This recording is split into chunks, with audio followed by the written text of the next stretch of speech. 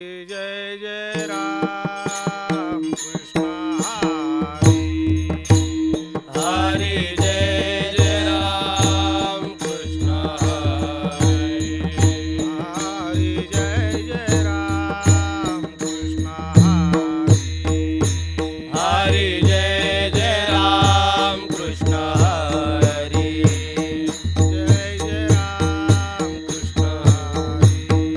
हरी जय जय राम कृष्ण हरी जय जय राम कृष्ण हरी हरी जय राम कृष्ण हरी जय जय राम हरी जय जय राम कृष्ण रूप पाहता लोचनी सुख झाले हो साजनी हा विठ्ठल बरवा हा विठ्ठल बरवा रूप पाहता लोचनी सुख झाले ओ साजनी विठ्ठल बरवा तुहा विठ्ठल बरवा तो हा विठ्ठल बरवा तो हा माधव बरवा तुहा विठ्ठल बरवा तुहा माधव बरवा बहुत सुकृताची जोडी म्हणून विठ्ठली आवडी त्वा विठ्ठल बरवा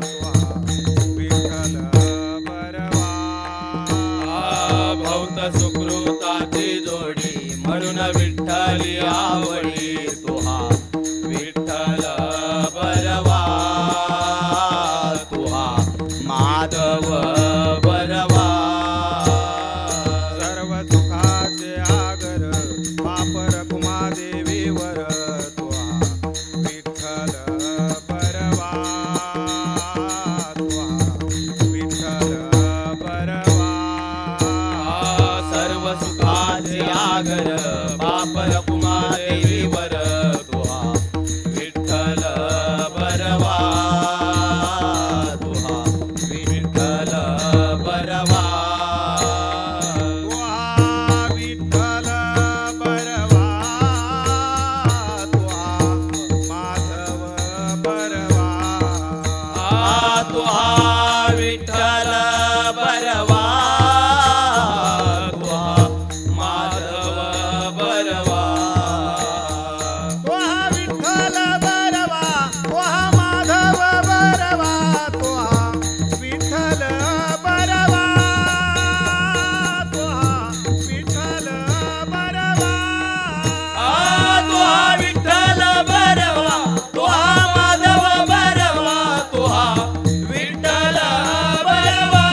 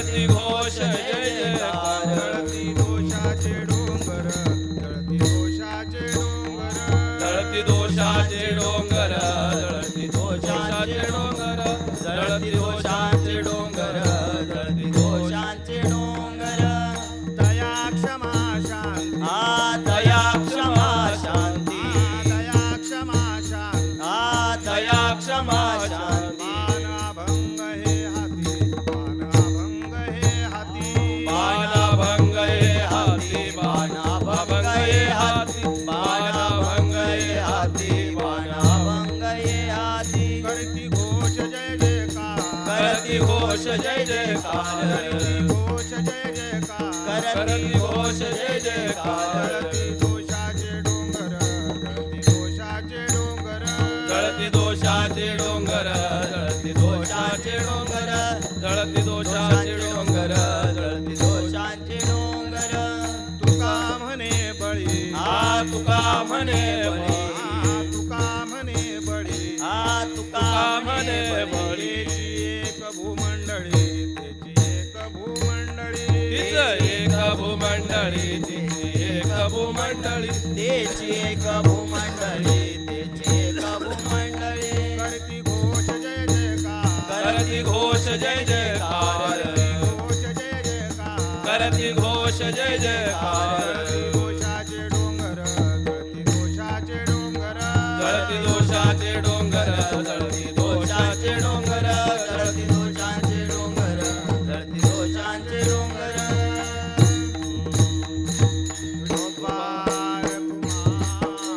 विठोबार कुमार विठोबार कुमार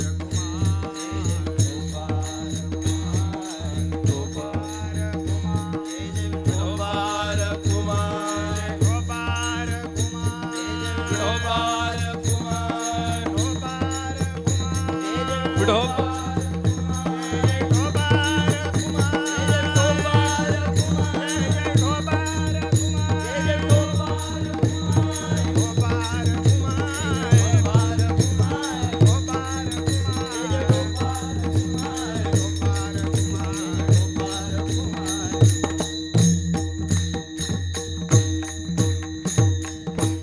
वीर विठ्ठलाचे गाडे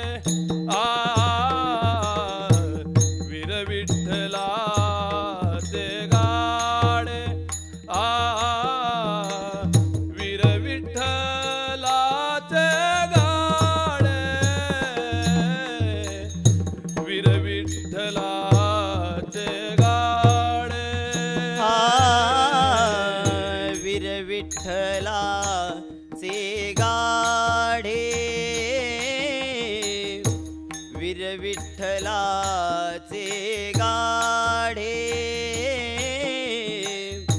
वीर विठ्ठलाचे गाडे वीर विठ्ठलाचे गाडे वीर विठ्ठलाचे गाढे वीर विठ्ठलाचे गाढे वीर विठ्ठलाचे गाढे वीर विठ्ठलाचे गाढे वीर विठ्ठलाचे गाडे वीर विठ्ठलाचे गाडे वीर विठ्ठलाचे गाडे वीर विठ्ठलाचे गाडे वीर विठ्ठलाचे गाढे वीर विठ्ठलाचे गाढे वीर विठ्ठलाचे गाढे वीर विठ्ठलाचे गाढे कळी काळ पाय पडे कळी काळ पाय पडे करती घोष जय जयकार करती घोष जय जयकार करती घोष जय जयकार करती घोष जय जयकार कई काळ पाया पडे कई काळ पाया पडे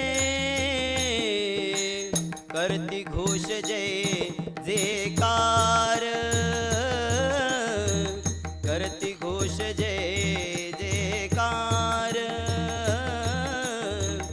करती घोष जय जयकार करती घोष जय जयकार जळती दोषांचे डोंगर आ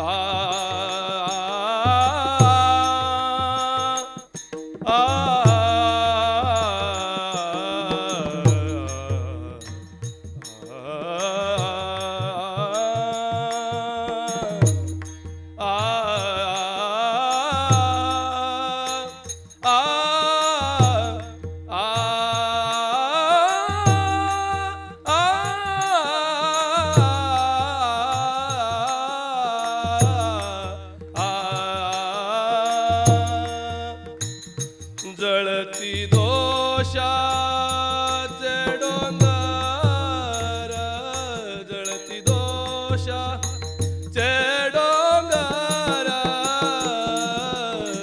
करती घोष जय जयकार करती घोष जय जयकार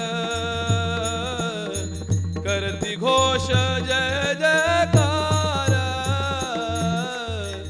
करती घोष जय जयकार जळती दोषाचे डोंगर जळती जळती जळती दोषाचे डोंगर करती घोष जय जयकार करती घोष जय जयकार करती घोष जय जयकार करती घोष जय जयकार विठ्ठल विठ्ठल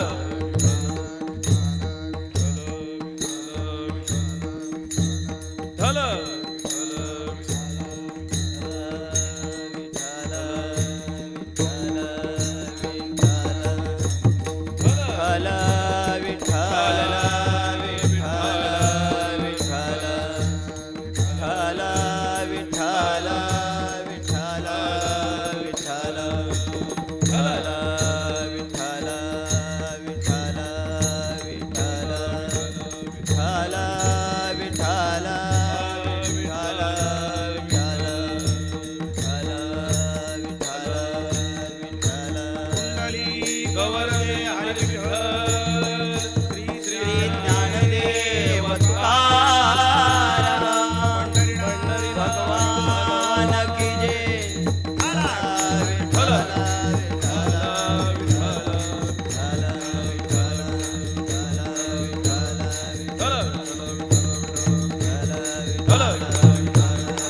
बोला पुंडलिक गौरवे हरी विठ्ठल श्री ज्ञानदेव तुकाराम भगवान की जय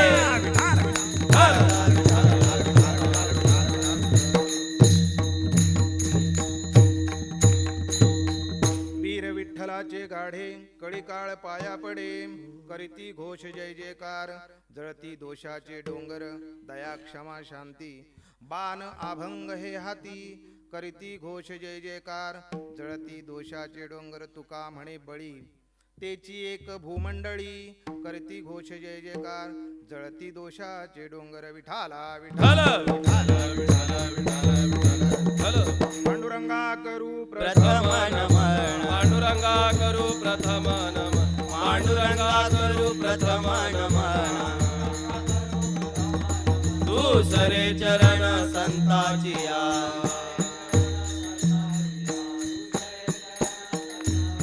त्यांच्या कृपादाने कथेचा विस्तार त्यांच्या कृपादाने कथेचा विस्तारू बाबाजी सद्गुरुदास तुका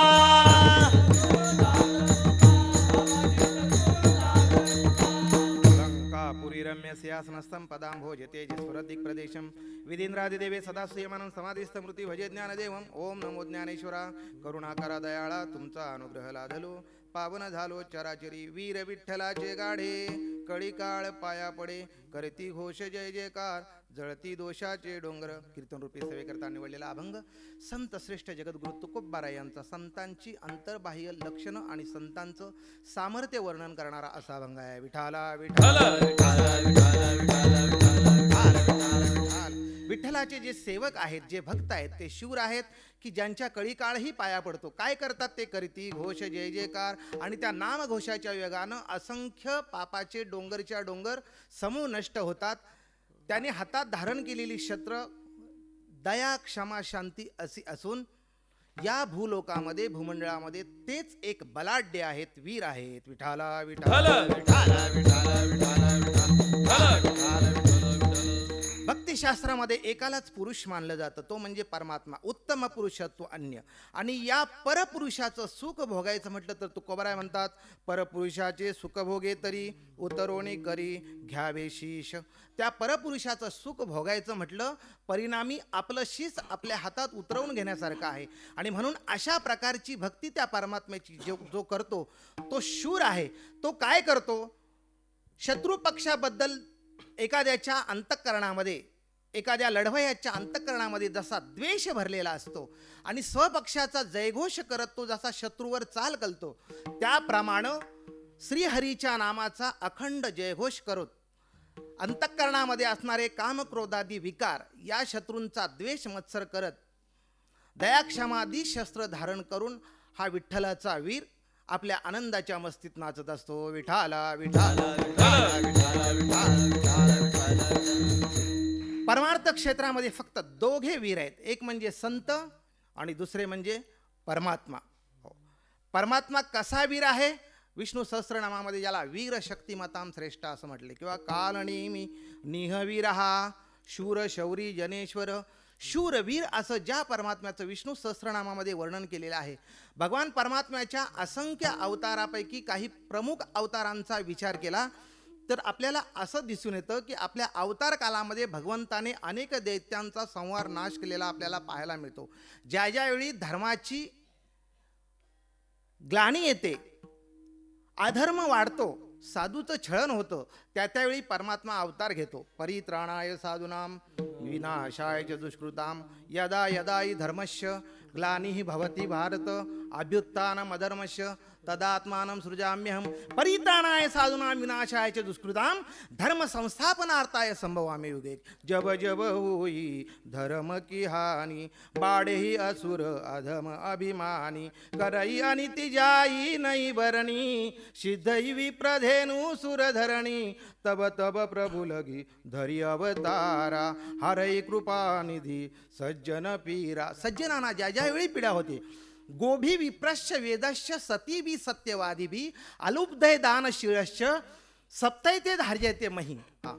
गायी, ब्राह्मण, वेदवेत्ते, सत्यवादी, निर्लोभी, दानशीळ अशा महात्म्यांच्या पुण्यप्रतापावर जी पृथ्वी धारण केली गेलेली आहे, अशा पुण्यप्रतापी महात्म्यांना ज्यावेळी त्रास होतो त्यावेळी परमात्मा अवतीर्ण होतो. विठाला विठाला विठाला विठाला विठाला विठाला विठाला विठाला.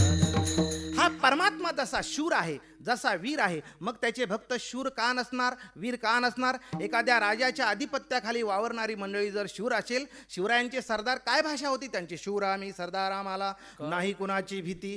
जिथं राजा शूर आहे, जिथं सेनापती शूर आहे, त्याचं सैन्य शूर असणारच. भगवान परमात्मा शूर जिथं आहे त्याच्या आधिपत्याखाली वावरणारी भक्त मंडळी निश्चितच शूर म्हणावी लागेल. धन्य धन्य भीमा तीर,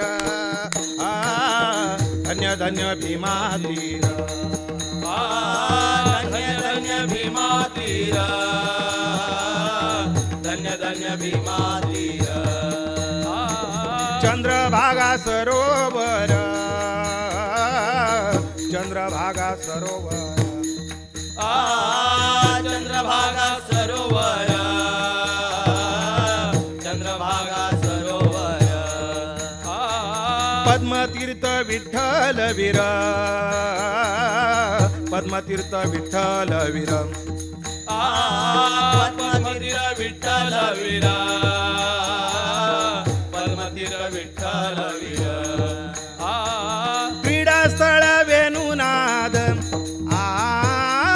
क्रीडास्थळ वेणुनाद,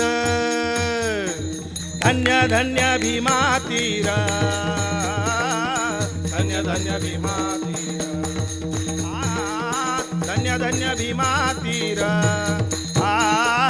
धन्य धन्य भीमा तीर. धन्य धन्य भीमा तीर, धन्य धन्य भीमा तीर, धन्य धन्य भीमा तीर, धन्य धन्य भीमा तीर. विठ्ठलाचे भक्त त्या भीमा तीरावर नांदले म्हणून धन्य धन्य धन्य भीमा तीर.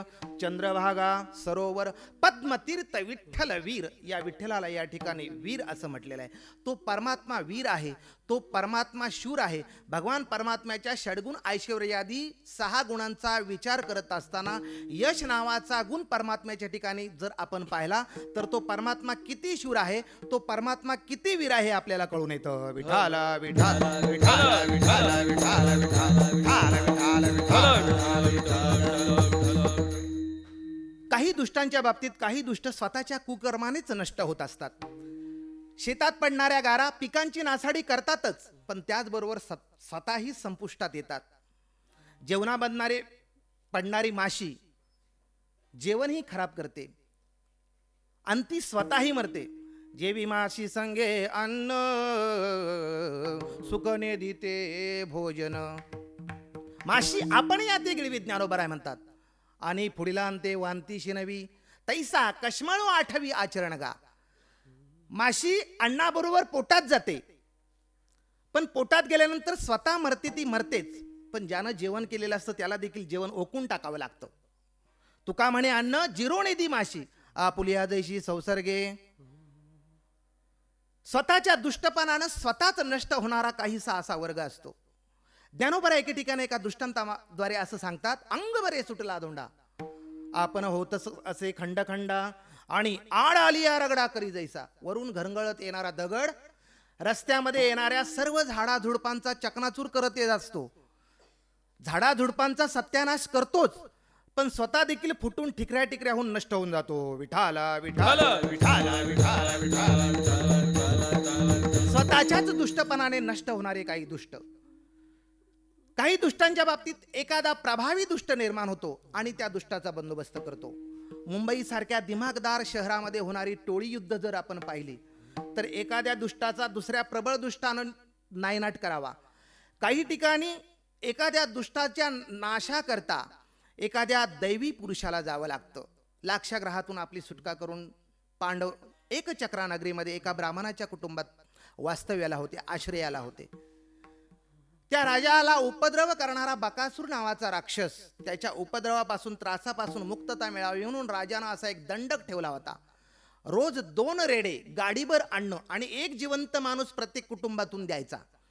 कर्मधर्म संयोगाने कुंती माता आपल्या 5 पुत्रासह ज्या ब्राह्मण कुटुंबाच्या घरी आश्रयाला होती त्या ब्राह्मण कुटुंबावर एक जिवंत माणूस द्यायची पाळी आली. त्याला 2 अपत्य होती. मुलगा जो होता वडिलांना अतिशय प्रिय होता, मुलगी होती आईला अतिशय प्रिय होती. या मुलगा किंवा मुलगीपैकी नेमकं कोणाला द्यावं या विवंचनेत ती ब्राह्मण स्त्री असताना कुंती मातेची नजर तिच्यावर पडली. आपण दुश्चित्त का म्हणून विचारलं.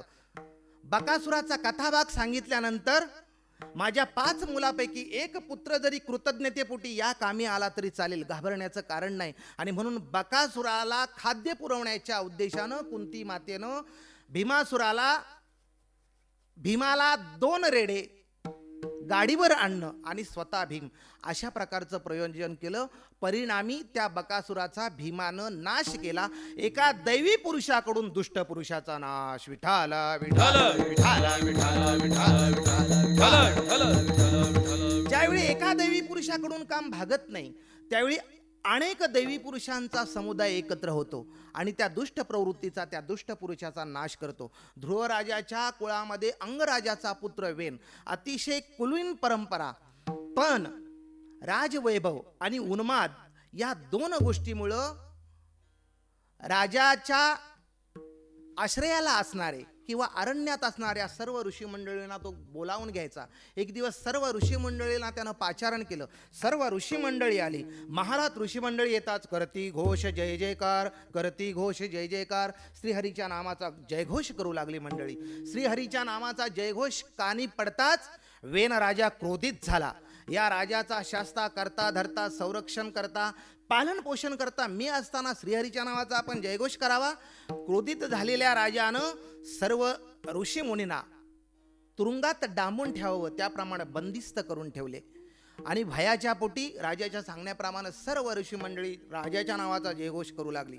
वेन राजाच्या नावाचा जयघोष करू लागली. प्रसन्न झाला वेन राजा. वरम ब्रूहि, मागा वर मागा, मी आपल्यावर प्रसन्न आहे. प्रसन्न झालेला वेन राजा पाहून ऋषी मंडळींनी दुसरं तिसरं काय नाही मागितलं. राजा आपण जर प्रसन्न आहात तर यज्ञ यागादी क्रिया श्रीहरीच्या नामाचा जयघोष करा, श्रीहरीच्या नामाचा जयघोष करा असा पुनर्सल्ला कानी पडतात क्रोधित झालेला वेन राजा त्या ऋषीमुनींच्या अंगावर धावून गेला. सर्व उपस्थित ऋषी मंडळींनी अर्थात सर्व दैवी पुरुषांनी मिळून शाप दिला. वेन राजा, तुझ्या या उन्माद कृत्यामुळे तू तात्काळ मरून पडशील. त्याप्रमाणे सर्व दैवी ऋषींच्या समुच्चयानं दिलेल्या शापास्तव वेन राजा तात्काळ मरून पडला. विठाला विठाला अनेक दैवी पुरुषाच्या समुदायाकडून एका दुष्ट प्रवृत्तीचा, दुष्ट वृत्तीचा नाश, दुष्टाचा नाश. आत्मगौरव व आत्मविकास या बाबतीत माणसानं सदोदित जागा असायला पाहिजे. मला एखादी कामना दाबणार तर नाही ना, मी एखाद्या वासनेचा बळी तर पडणार नाही ना, आणि असं जर झालं तर कवडी किंमत होईल. राजा नहुषामध्ये अजब शक्ती होती. इंद्राचं शासन पर्व संपलं आणि पृथ्वीवरून नहुष राजाला बोलावणं आलं स्वर्गाचं इंद्रपद देण्याच्या उद्देशानं. पण इंद्रपत्नी इंद्राणी तात्काळ मिळावी या अभिलाषेनं त्वरेनं निघण्याच्या उद्देशानं त्या नहुष राजानं पालखीची प्रयोजन केलं, योजना केली. आणि त्या पालखीला अभूतपूर्व असे ऋषी जुंपले. एका अलौकिक पालखीतून जावं या उद्देशानं त्या पालखीला जे भोई नेमले ते ऋषीमुनी होते की ज्यात दुर्वासादी ऋषींचा समावेश होता. आणि सर सर सर सर असा आवाज करत असं दरडावत तात्काळ निघण्याकरता ज्यावेळी तो सांगू लागला नहुष राजा ऋषींना, त्यावेळी सर्व ऋषी मंडळींनी क्रोधित होऊन शाप दिला नहुष राजाला. नहुष स्वर्गाधिपती झाला, परी तो रहाटी भांबावला, तो भुजंगत्व पावला नेनशी काही, साप होऊन पडचिलाचा शाप दिला सर्व दैवी पुरुषांनी. आणि त्याप्रमाणे नहुष राजा साप होऊन पडला. विठाला विठाला विठाला विठाला. अनेक दैवी पुरुषांच्या समुच्चयाकडून एखाद्या दुष्ट प्रवृत्तीचा, दुष्टाचा नाश. ज्यावेळी एखाद्या दैवी पुरुषाकडून चालत नाही, ज्यावेळी अनेक दैवी पुरुषांकडून काम पूर्ण होत नाही आणि हिरण्याक्ष, हिरण्यकश्यपू, सहस्रार्जुन, रावण, कुंभकर्ण अशी बलवान राक्षस मंडळी ज्यावेळी निर्माण होते, एखाद्या दैवी पुरुषाकडून त्यांचा बंदोबस्त होऊ शकत नाही. अनेक दैवी पुरुषांच्या समुदायाकडून त्यांचा बंदोबस्त होत नाही, नायनाट होत नाही. अशा वेळी परमात्म्याला अवतीर्ण व्हावं लागतं. आणि परमात्मा अवतीर्ण होऊन आपल्या अवतार कालामध्ये अशा दुष्टांचा नायनाट करत असतो. विठाला विठाला विठाला विठाला विठाला विठाला. असा सर्व बलशाली परमात्मा, वीर परमात्मा, शूर परमात्मा, बलवान परमात्मा जरी असला तरी त्या बलवान परमात्म्यावर, शूर परमात्म्यावर त्याचे सेवक असणारे, त्याचे नामधारक असणारे त्याचे जे भक्त आहेत ना, ते जय मिळवतात. हेची शूरत्वाचे अंग, हेची शूरत्वाचे अंग, हेची शूरत्वाचे अंग, हेची शूरत्वाचे अंग. हरी आणिला श्रीरंग, हरी आणिला श्रीरंग, हरी आणिला श्रीरंग, हरी आणिला श्रीरंग, हरी आणिला श्रीरंग, हरी आणिला श्रीरंग. हेची शूरत्वाचे अंग, हरी आणिला श्रीरंग. हरी आणला म्हणजे हरवला, त्या परमात्म्याला हरवला. त्या परमात्म्याला हरवण्याचं सामर्थ्य त्या विठ्ठल भक्तांमध्ये आहे, त्या शूरवीरांमध्ये आहे. हरी आणिला श्रीरंग. मग जे परमात्म्याला हरवतात, हरी आणतात, हरवतात, परमात्म्यावर जय मिळवतात, त्यांना शूर का म्हणू नये? विठाला विठाला विठाला विठाला विठाला विठाला. रात्रंदिवस युद्धाचा प्रसंग अंतर्बाह्य जग आणि मन. रात्रंदिवस युद्धच करत असतात ते महात्मे बाह्य जगताशी अंतर्जगताशी. अंतर्जगत म्हणजे अंतर्जगताचा व्यवहार ज्या मनावर अवलंबून आहे त्या मनाशी सतत सामना करावा लागतो. हो, मन जर निश्चळ झालं तर परमार्थातली साधना परिपूर्ण होते. मन हे निश्चळ झाले एके ठाई तया उने काही निज सुका. प्रपंच मनोमय आहे, परमार्थ संसार मनोमय आहे. परमार्थ देखील मनानच केला जातो. मन जर परमार्थाच्या ठिकाणी असेल तरच परमार्थ सिद्ध होतो. आणि म्हणून जो प्रपंच मनोमय आहे, जो संसार मनोमय आहे, या संसाराला देखील ज्याने जिंकलेला आहे. जिंकावा संसार येणे नावे तरी शूर. जे परमात्म्याला जिंकतात, जे संसाराला जिंकतात ते विठ्ठलाचे भक्त, ते विठ्ठलाचे सेवक, ते विठ्ठलाचे साधक, ते नामधारक. शूर का असून एक परमात्मा जिथं शूर आहे तिथं त्याचे सेवक निश्चितपणे शूर आहेत. काही वेळा ज्याच्यावर शूरपणा दाखवायचा तो आपला प्रतिस्पर्धी असावा लागतो, तो शक्तिशाली बलवान असावा लागतो. ज्याच्यावर वीरता दाखवायची, शूरपणा दाखवायचा, त्याला जिंकण्यात आपलं हित व्हायला हवं असतं. आणि ज्याच्यावर वीरता दाखवायची त्याला जर आपण जिंकला नाही तर त्या योगानं आपलं अनहित होत असायला हवं. अशा प्रकारची परिस्थिती जर असेल तरच वीरता दाखवण्यामध्ये मोठेपणा आहे. काम क्रोधादी विकार आपले शत्रू आहेत, आपले प्रतिस्पर्धी आहेत, नवे नवे बलवान आहेत. त्रिविधम नरकशेदम द्वारम नाशनमात्मना काम क्रोध तथा लोभ तस्मात एतम त्रयम त्यजेत. गीताकार म्हणतात कामयेश क्रोधयेश रजोगुण समुद्वाहा महाशनो महापापमा विद्येनम विहवेरिनम. हे जीवाचे वैरी आहेत, जीवाला पापाकडे प्रवृत्त करणारे आहेत. म्हणून हे काम क्रोधादी विकार जित आहेत पण हे काम क्रोध पाही जया ते कृपेची साठवण नाही. काम क्रोध लोभ या तिहीचेची थोंब थांबे तेथे अशुभ पिकले जाण. अशुभ म्हणजे पाप. जिथं ते थांबतात तिथं निश्चितपणे पाप पिकतं, पाप निर्माण होतं. गावातून चहाडी चोरटी शिंदळकी गेली की गाव सुखी होतं. शरीरातून कप पित्त वात 3 विकार गेले, शरीर सुखी होतं. अंतःकरणातून आदिभौतिक आध्यात्मिक आदिदैविक ताप निवृत्त झाले की अंतःकरण सुखी होतं. त्रिदोषी सांडिले शरीर त्रिकुटी फिटलिया नगर त्रिदाह निमालिया अंतर जैसे होय. न्यायाप्रमाणे अंतःकरणातून ज्यावेळी कामक्रोधादी विकार निवृत्त होतात त्यावेळी अंतःकरण सुखी होतं, अंतःकरण शांत होतं. कामक्रोधादी विकार अतिशय बलवान आहेत, अतिशय बलवान.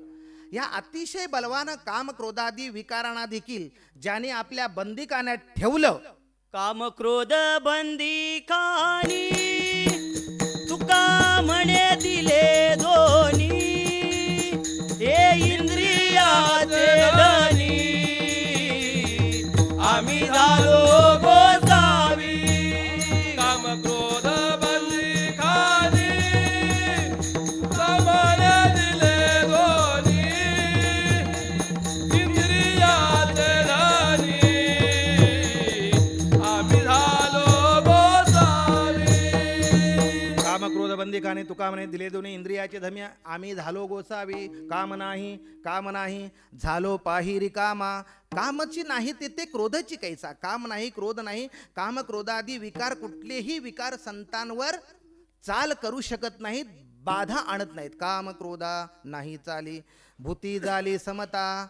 असे अतिशय बलवान काम क्रोधादी विकार जे आहेत, या काम क्रोधादी विकारांवर देखील ज्याने जय मिळवला ते श्रीहरीचे भक्त शूर का सुनेत निश्चितपणे शूर आहेत. हे अभंगाच्या पहिल्या कडव्यात वीर सांगतात. विठ्ठलाचे गाडे वीर विठ्ठलाचे गाडे वीर विठ्ठलाचे गाडे वीर विठ्ठलाचे गाडे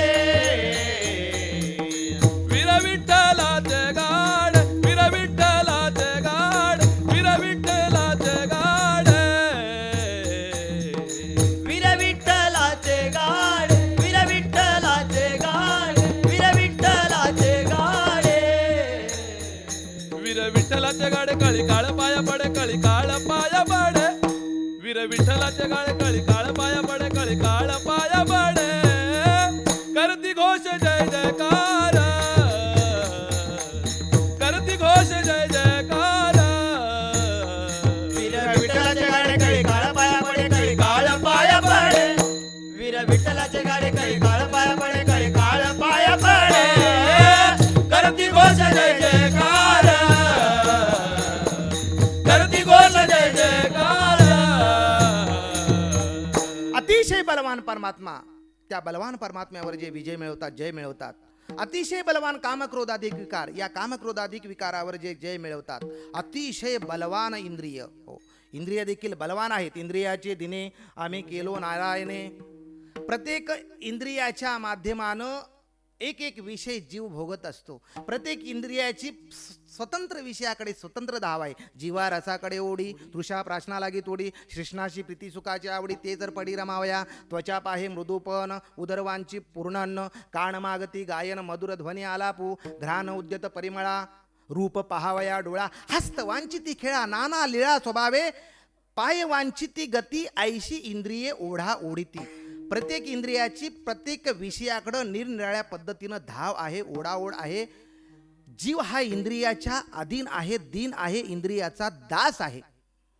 इंद्रियाचा किती दास, कितीही भोग जरी भोगले तरी इंद्रियाची तृप्ती होत नाही. ययाती राजाच्या बाबतीत असं सांगितलं जातं, आपल्या संबंध आयुष्यामध्ये अनेक प्रकारचे दिव्य भोग भोगून देखील ज्याची तृप्ती झाली नाही, त्याचा पुत्र पुरू याच्याकडे त्याने 1000 वर्षाचं तारुण्य मागून घेतलं आणि त्या 1000 वर्षाचं तारुण्य मागून घेतल्यानंतर प्राप्त झालेल्या तारुण्य आयुष्यामध्ये अनेक प्रकारचे दिव्य भोग भोगले आणि अनेक प्रकारचे दिव्य भोग भोगून देखील त्याची तृप्ती झाली नाही. तो शेवटी असं म्हणतो की पृथ्वीवरील संपूर्ण भोग जरी एखाद्या पुरुषाला भोगायला मिळाले तरी देखील त्याच्या इंद्रियांची तृप्ती होणार नाही. न जातु काम कामानाम उपभोगेन शम्यती, हविषा कृष्ण मर्त्येव भूयेव विवर्तते, भोगी काम वाढे इंधने अग्निशी हका कचडे. अग्नीला जसं इंधन द्यावं, अग्नी भडकावा.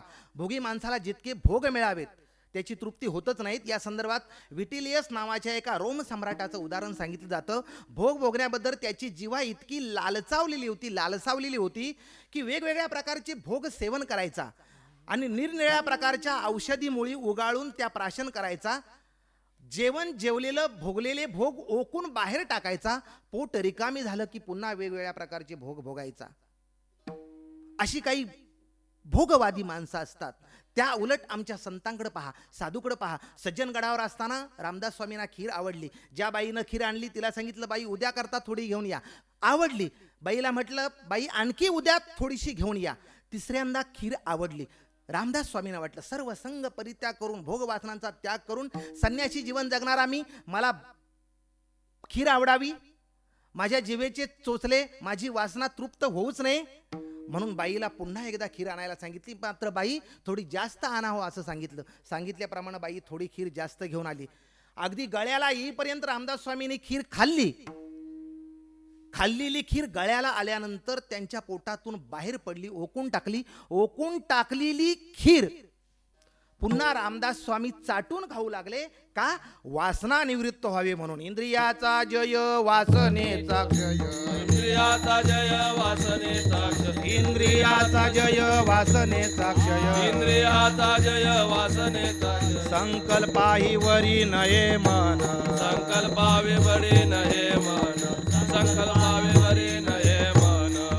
इंद्रियाचा जय अर्थात इंद्रियावर जय मिळवलाय. विद्वान माणसांना देखील या इंद्रियावर भरोसा ठेवू नये. पूर्वमीमांसा शास्त्रामध्ये व्यास महर्षी असं म्हणतात, मात्रा स्वत्रा दुहित्रा वान विविक्ता सनो भवेत, बलवान इंद्रिय ग्राम विद्वान सपिकर्षती.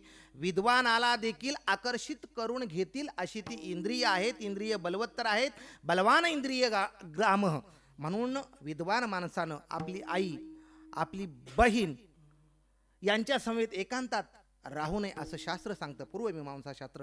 कारण का? इंद्रिय बलवान आहेत. अशा बलवान इंद्रियांवर देखील ज्याने जय मिळवला, इंद्रियाचा जय, हो बलवान काम क्रोधादी विकार, त्याच्यावर ज्याने जय मिळवला, बलवान परमात्मा, त्या परमात्म्यावर देखील ज्याने जय मिळवला ते विठ्ठलाचे भक्त वीर आहेत. वीर विठ्ठलाचे गाडे कळीकाळ पाया पडे. आणि अशा विठ्ठल भक्तांच्या कळीकाळ पायाला लागतो.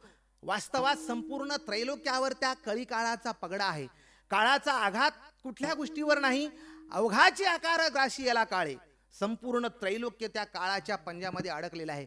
ब्रह्मलोकापासून मृत्यूलोकापर्यंत, अगदी स्वर्गातील दिक्पालादी देवता, लोकपाळ, स्वर्गपाळ या सर्व देवतांना देखील ज्यानं आपल्या प्रतापी पंजानं परास्त करून टाकलंय, ज्याच्या केवळ वाऱ्यानं मृत्यूलोकातील जीव गर्भगळीत होतात, भयभीत होतात आणि मरून पडतात, असा जो प्रतापी काळ आहे, तो प्रतापी काळ देखील ज्या साधूला सलाम करतो, काळ गुलाम करी सलाम, तुकिया घरी नांदतो दडदड दडदड दुडदुड दुडदुड, पळ सुटला कळी काळा बापडूया रे. हो, काळ पळ काढतो, काळ त्यांच्या जवळ राहत नाही. काळावर जय मिळवतात साधू, काळ त्यांना नमस्कार करतो. कळी काळ पाया पडे. असं कुठलं साधन त्यांच्या जवळ आहेत की कळी काळानं देखील, बलवत्तर कळी काळानं देखील त्यांच्या पाया पडावं? एक महत्वाचं साधन त्याने अंगीकारलं, ते म्हणजे नामस्मरण. त्या श्रीहरीच्या नामस्मरणाचा ते सदैव घोष करतात. अभंगाच्या दुसऱ्या कडव्यात करती सांगतात, घोष जय जयकार, दोषाचे डोंगर, करती दोषाचे डोंगर, करती दोषाचे डोंगर. करती घोष जय जयकार, जळती दोषाचे डोंगर, जळती दोषाचे डोंगर, जळती दोषाचे डोंगर. ठोपार कुमार जय जय ठोपार कुमार, जय जय ठोपार कुमार, जय जय ठोपार कुमार,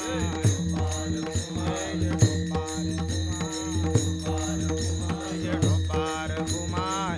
पुंडली कवर दे हरी विठ्ठल, श्री ज्ञानदेव तुकाराम, पंढरीनाथ भगवान की जय. ठोपार कुमार, जय जय ठोपार कुमार.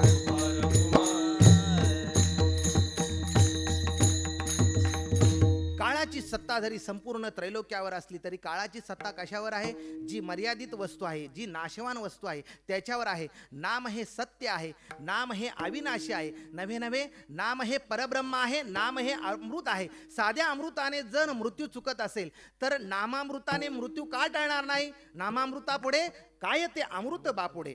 अमृतापेक्षा नामामृत श्रेष्ठ आहे.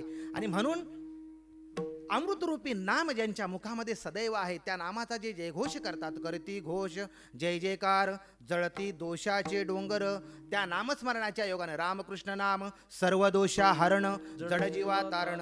हरी एक कलियुगामध्ये सांगितलेली साधनं जरी भिन्न भिन्न असली तरी प्रत्येक साधन ज्या संकल्पाच्या योगानं केलेलं असतं तो संकल्प पूर्ण करण्याचंच ते साधन काम करतं. पण नामस्मरण हे एक असं साधन आहे की एका नामस्मरणाच्या योगानं अनंत कामं होऊन जातात, अनंत साधनं केल्याचं फळ मिळतं. सर्व दोषाहरण रामकृष्ण नाम, जडजीवा तारण, हरी एक किंवा हरी उच्चारण, अनंत पापराशी जातील लयाक्षी क्षण मात्रे.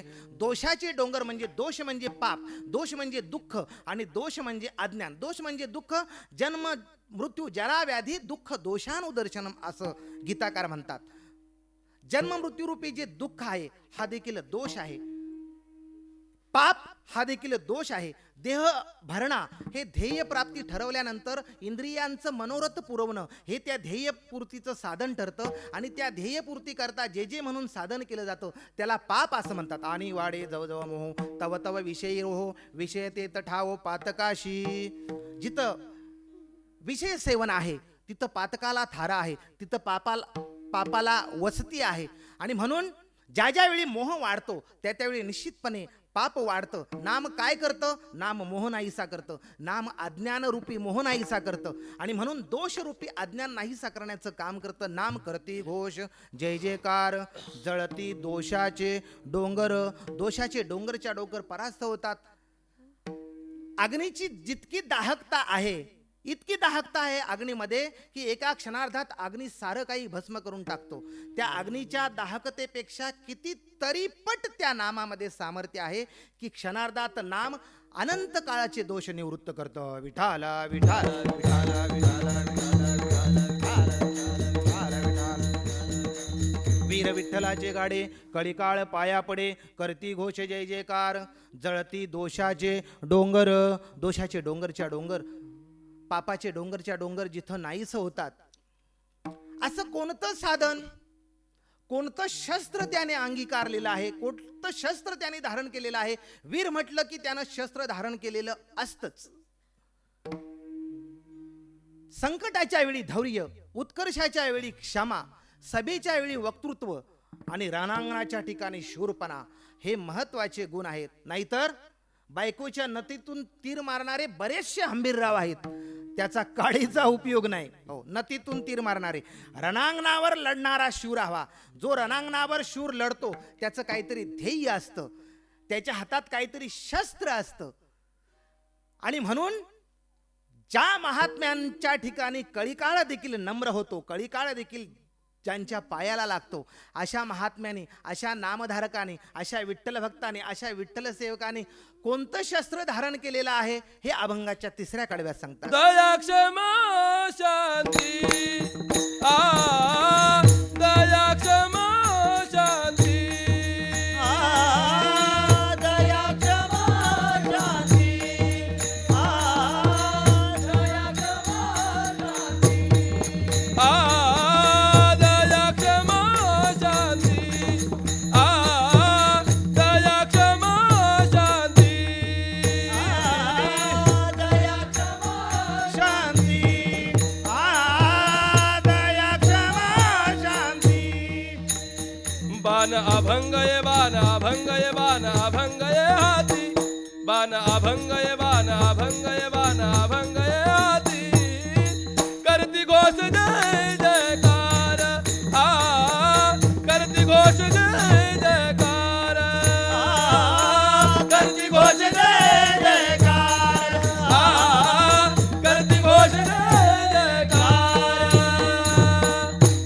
आपला असो किंवा परका असो, मित्र असो किंवा द्वेषी असतो, शत्रू असो, तो अडचणीत सापडलाय ना, मग अशा अवस्थेमध्ये त्याचं रक्षण करण्याची जी भावना निर्माण होते त्याला दया असं म्हणतात. चिखला रुतली गाय धड भाकड न खाय तियेचे निग्लानी होय काला भुला. हो, चिखलात रुतलेली गाय पाहून देखील ज्याच्या अंतःकरणामध्ये खऱ्या अर्थानं कालवाकाल होते याला दया असं म्हणतात. आणि ही दया हे संतांचं मुख्य भांडवल आहे. भूतांची दया हे भांडवल संता आपुली ममता नाही देही. अंगामध्ये शक्ती आहे, सामर्थ्य आहे, पण शक्ती सामर्थ्य बळ असून देखील एखाद्याचे अपराध पोटात घालणं याला क्षमा असं म्हणतात. प्राप्त स्थितीमध्ये आहे त्या स्थितीमध्ये समाधान मानणं याला शांती असं म्हणतात. विठाला विठाला विठाला विठाला. देहाच्या ठिकाणी कुठल्याही प्रकारची अहमवृत्ती नसणं याला देखील शांती असं म्हणतात. देही स्फुरेना देहहंता विराली काम क्रोध व्यथा येणे शांती दाने भाग्यवंता मुख्य शांतता या नाव. देहामध्ये कुठल्याही प्रकारचं अहमस्फुरण नाही, कामक्रोधी विकाराला चलन नाही, अशी जी अवस्था असते, काम क्रोध विकार रहित जी अवस्था, त्याला शांती असं म्हणतात. आणि अशा प्रकारची दया, अशा प्रकारची क्षमा, अशा प्रकारची शांती ज्या महात्म्यानं, ज्या साधू पुरुषानं धारण केलेली आहे त्याच्या ठिकाणी परमात्मा निश्चितपणे वास करतो. तो परमात्मा ज्यानं धारण केलेला आहे, तो परमात्मा ज्याच्या आश्रयानं आहे, परमात्म्याला आलंबन रूपात तो महात्मा जो आहे, परमात्म्याचं आलंबन ठरणारा तो महात्मा, त्याच्या ठिकाणी परमात्मा आहे हे ओळखायचं कशावरून? याच्याकरता शास्त्रकार एक सूत्र सांगतात. अलंबन गुणश्चैव तदचेष्टा तद अलंकृती तटस्थस्य विज्ञेया चतुर्थ उद्दीपन क्रमः. हो, पहिलं म्हणजे त्या महात्म्याचे गुण पहा, दुसरं म्हणजे त्या महात्म्याची चेष्टा पहा, तिसरं म्हणजे त्या महात्म्याच्या ठिकाणी असणारी तटस्थता पहा, आणि त्या महात्म्याने अंगावर धारण केलेले अलंकार पहा. काय गुण महात्म्याचे? दया क्षमा शांती, दया क्षमा शांती, ते देवाची वसती, तेथे देवाची वसती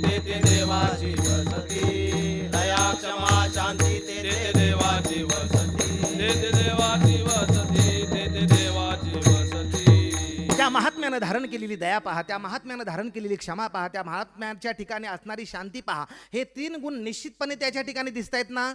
निश्चित रूपाने ओळखा की तो परमात्मा त्याच्या ठिकाणी वास करून आहे. त्या महात्म्यानं अंगावर धारण केलेले अलंकार पहा. दया, क्षमा, शांती हे गुण देखील आहेत. दया, क्षमा, शांती हे अलंकार देखील आहेत. सर्व सुकले आलो सर्व अलंकार, आनंदे निर्भर डुल्लत असो. त्या महात्म्याच्या ठिकाणी असणाऱ्या क्रिया पहा, चेष्टा पहा, आणि त्या महात्म्याच्या ठिकाणी असणारी तटस्थता. निंदी कोणी मारी, वंदी कोणी पूजा करी, मज हेही नाही तेही नाही, कोणी मारो कोणी निंदा करो. कुठल्याही गोष्टीबद्दल निर्विकल्प अवस्थेत जो महात्मा असतो, सदैव शांती धारण करून असतो, त्याची शांती कधीही ढळत नाही. दया, क्षमा, शांती बाण अभंग ये हाती, असे न भंगणारे अभंग असे बाण, असं शस्त्र ज्यांनी हातात धरलेलं आहे, त्या महात्म्यांचं, त्या नामधारकांचं सामर्थ्य काय सांगावं. अहो, अतिशय वायुवेगानं जाणारा परमात्मा देखील मी माझ्या आईवडिलांची सेवा जोपर्यंत करतोय तोपर्यंत तिथं तिष्ठत उभा राहा, अशा भक्तवर्य पुंडलिकाच्या आज्ञेस्तव देखील तिष्ठत उभा आहे. वायुवेगाने जाणारा परमात्मा, त्या परमात्म्याला थांबवण्याचं सामर्थ्य ज्या साधू पुरुषामध्ये, ज्या महात्म्यामध्ये आहे, त्यांचं बळ काय सांगावं. या भूलोकामध्ये, या मृत्यूलोकामध्ये तेच एक बळी आहेत. तुका म्हणे बळी, तुका म्हणे बळी, तुका म्हणे बळी, तुका म्हणे बळी, तुका म्हणे बळी, तुका म्हणे बळी, तुका म्हणे बळी, तुका म्हणे बळी. तेची एक भूमंडळी, तिचं एक भूमंडळी, तिचं एक भूमंडळी, तिचं एक भूमंडळी. करती घोष जय जयकार, करती घोष जय जयकार. बळ मग ते ज्ञानाचं असू द्या, बळ मग ते वैराग्याचं असू द्या, बळ मग ते संपत्तीचं असू द्या, सामर्थ्याचं असू द्या. तुका म्हणे आम्ही देवाहून बळी, बळ तरी नागविती काळा. सर्व अर्थानं खरे बलवान जर कोण असतील तर बळीयांचे अंकित आम्ही झालो बळीवंत. तो परमात्मा जसा बलवान आहे, त्या परमात्म्याचे अंकित असणारे त्याचे जे भक्त आहेत तेच खरे बलवान आहेत. आणि म्हणून तुका म्हणे बळी, तेची एक भूमंडळी, करती घोष जय जयकार, जळती दोषाचे डोंगर. श्रीहरीच्या नामस्मरणाच्या जयघोषाच्या योगानं ज्यांच्या ठिकाणचं पाप निवृत्त होतं आणि अखंड प्रभूच्या नामाचा जे जयघोष करतात, त्यांच्या नामाचा आपण एकदा मोठ्या प्रेमाने जयघोष करूया. निळामणी ज्यांच्या नामे करिता घोष, नातळीती दोष कळीकाळाचे ज्ञानेश्वर माऊली. ज्ञानेश्वर माऊली, माऊली ज्ञानेश्वर माऊली, ज्ञानेश्वर माऊली.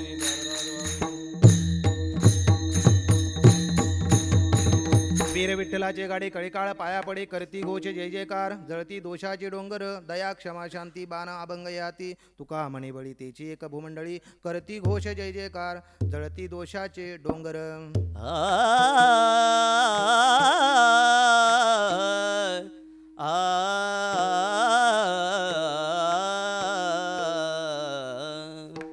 तुका म्हणे बळी, तुका म्हणे बळी, तुका म्हणे बळी, तुका म्हणे बळी, तुका म्हणे बळी, तुका म्हणे बळी, तुका म्हणे बळी, तुका म्हणे बळी.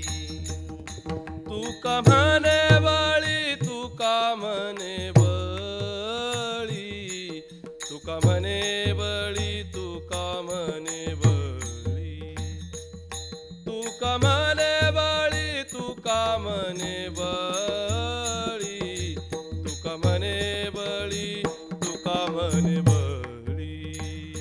तेची एक भूमंडळी, तेची एक करती घोष जय जयकार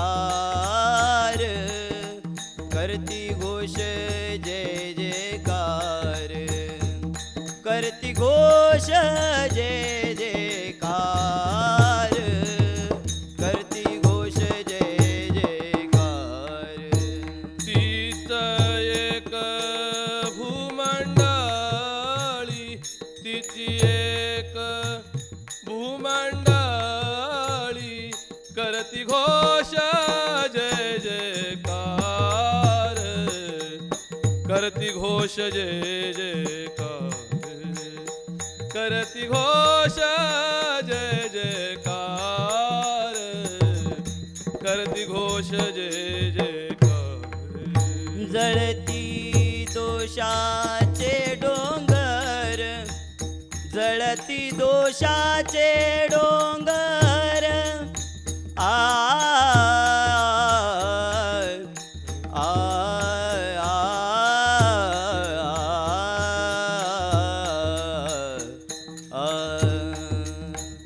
जळती दोषा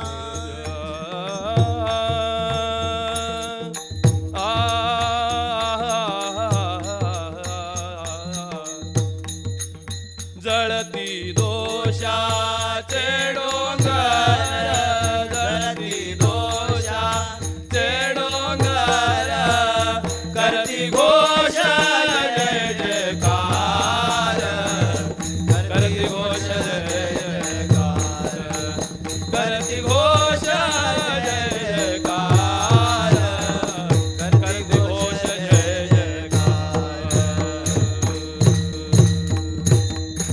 ज्ञानोबा तुकारामांचा संदेश गाथ्याच्या रूपानं ज्ञानेश्वरीच्या रूपानं लोकांपर्यंत पोचला आजपर्यंत पूर्वकालापासून. पण नाचू कीर्तनाची रंगी या सह्याद्री वाहिनीच्या या सदराच्या माध्यमातून खेड्यापाड्यापर्यंत कीर्तनाच्या द्वारा प्रवचनांच्या द्वारा आणि अन्य सांस्कृतिक उपक्रमांच्या द्वारा संत साहित्य पोचण्याचं एक अलौकिक असं कार्य या वाहिनीच्या वतीनं होते. आम्ही ऋणी आहोत. जय विठ्ठल जय जय विठ्ठल